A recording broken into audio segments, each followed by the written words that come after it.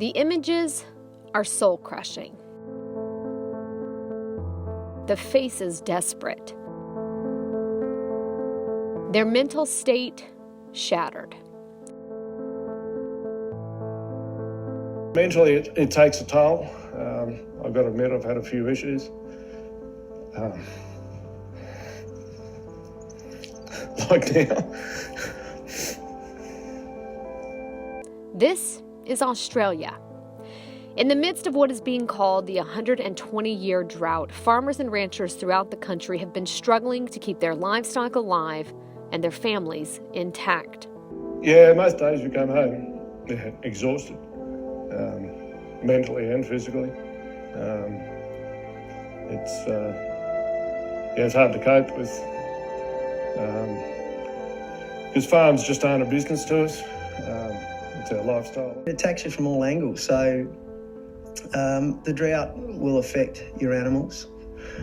It'll affect your household, your mental health, and that's for the whole family.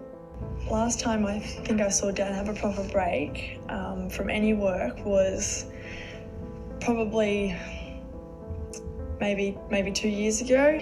I see the children taking on responsibilities or taking on anxieties and fears I wish they didn't. But I guess that's reality of the life that we live. They can have a potty calf 1 minute and then the next minute they're coming into crying because it's died overnight. For several years now, this has been the reality for farmers and ranchers throughout Australia. Billions of dollars in crops and livestock have been destroyed, and suicide rates amongst the agriculture community are at an all-time high. Farms shutting down at a record rate. You sort of actually go into a bit of a zombie mode. It's pretty well the same thing every day. You get up knowing that your job today is going to be keeping cattle alive. It's your number one concern, to keep your animals alive, basically.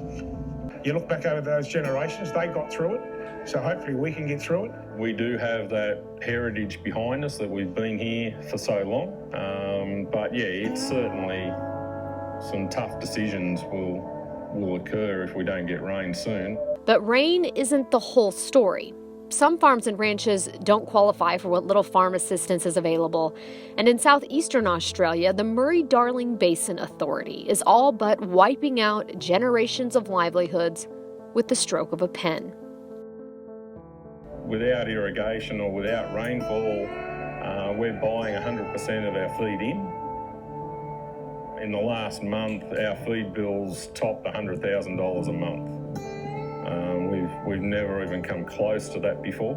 That's roughly $67,000 US per month spent on feed alone. No doubt the drought is crippling, but on properties in parts of Australia, the crumbling ground sits on the edges of the bulging Murray-Darling Basin, which farmers and ranchers can't afford to touch. Some even getting charged water delivery fees for water they will never receive. Gonna farm with this sort of debt, with this pressure, with this unknowing whether they're going to get water or not, year upon year. How one would wish that upon their children.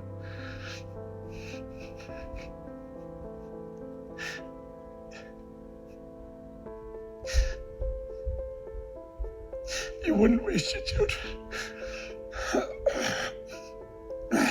You wouldn't wish to farm in this environment for your children.